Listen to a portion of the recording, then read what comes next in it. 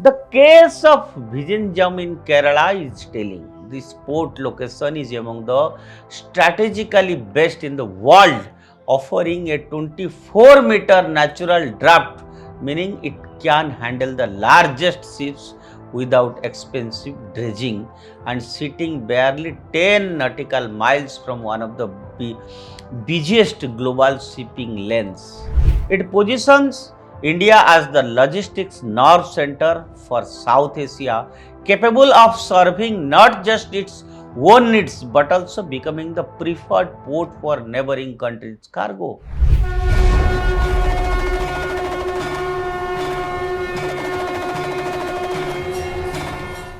Namaskar, I welcome you all to the digital media of Uday India. Myself Deepak Kumar Rath in Bhartitaka Sankanad. Today, I want to speak you how Modi ended decades of Congress neglect and put India on the global shipping map.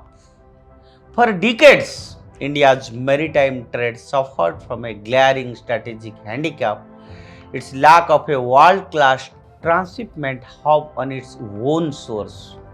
Despite having the natural geography to rival the world's busiest ports, 75% of India's container cargo was routed through foreign hubs like Colombo, Singapore, and Dubai before reaching Indian ports. This dependence not only cost the country over $200 million annually in foreign port fees, delays, and handling charges, but also meant that critical trade advantages, jobs, and control over supply chains were receded to other nations. At the center of this missed opportunity lies the questions: why was India, a country with a long coastline and global ambitions, denied such a crucial infrastructure project for so many years, so long? The case of Vizinjam in Kerala is telling. This port location is among the strategically best in the world, offering a 24-meter natural draft, meaning it can handle the largest ships without expensive dredging and sitting barely 10 nautical miles from one of the busiest global shipping lanes. Its feasibility and advantages were well known as far as the 90s. Yet, despite repeated studies, proposals, and even private investor interest, the project languished in bureaucratic limbo for decades. The suspicion and indeed the widespread allegation is that entrenched political interest, particularly during the Congress-led years, deliberately stalled Vizhinjam's development. The logic for such a delay is rooted in global trade politics. Colombo port in Sri Lanka alone handled over 40% of India's transshipment cargo. This meant billions of dollars of trade over decades passed through foreign countries' facilities, giving them a steady revenue stream and geopolitical leverage. Shipping conglomerates, port operators, and foreign governments naturally benefited from India's lack of competition. Such a situation could only persist if India's own policymakers allowed it, whether out of negligence, bureaucratic inertia, or, as some alleged, under the table lobbying that ensured no India transshipment hub could emerge to threaten those foreign profits. This long period of inaction sharply contrasts with the approach taken under the Prime Minister Narendra Modi's leadership, recognizing both the strategic and economic folly of outsourcing India's trade handling to foreign ports. The Modi government in 2015 decisively revived the Vizinjam International Seaport project. The revival was not just on paper, it involved cutting through layers of red tape, fast-tracking environmental and land clearances, ensuring private-public investment alignment, and bringing in global expertise to execute construction. By maintaining a tight timeline and political commitment, the project moved from decades of stagnation to rapid development in less than a decade. In May 2025, the first page of Vizinjam port was inaugurated. For the first time in India's history, the largest container ships in the world, capable of carrying over 24,000 TEUs, can dock directly on Indian soil without diversion to foreign hubs.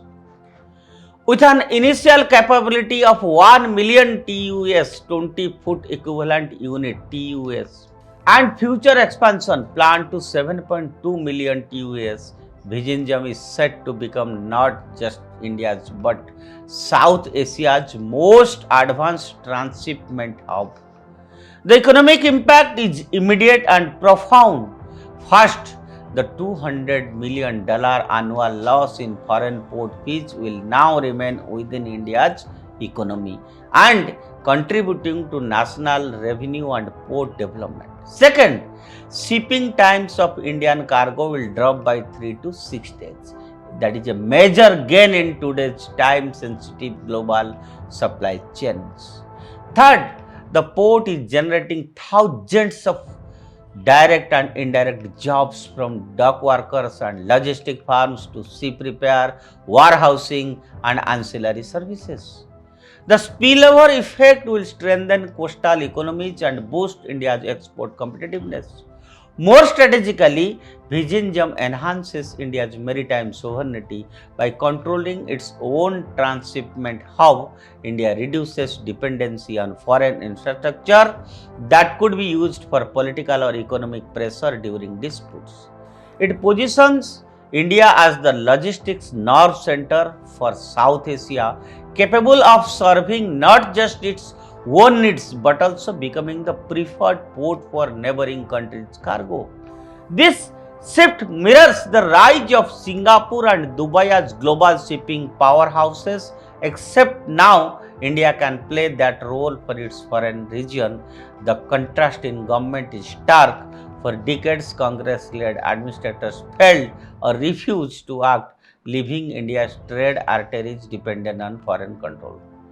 Whether due to political negligence or deliberate protection of foreign interests, the result was the same: billions lost, opportunities squandered, and national capability compromised. But under Prime Minister Narendra Modi, the decision to prioritize Vizinjam reflects a broader vision of economic nationalism, ensuring that India profits from India's trade. It is a reminder that infrastructure decisions are not just about concrete and steel, but about sovereignty, economic security, and the will to act in national interest. And in the end, Vizinjam is more than a port. It is a statement of intent that India will no longer play second fiddle in the maritime economy of its own region, and that its political leadership can, when determined, overcome decades of stagnation to deliver strategic assets of global significance. The difference between Congress kills, I quote, and Modi builds, quote, Congress kills and Modi builds. This is not just rhetoric. In fact, it is clearly visible now in steel cranes and ships docking at a port that should have been India's decades ago. That is the greatness of a Prime Minister. That is the vision of a Prime Minister Narendra Modi, who did the reality, and the country, the nation witnessed it. That's all for today. Stay tuned with Uday India and subscribe to Uday India. Bande Mataram.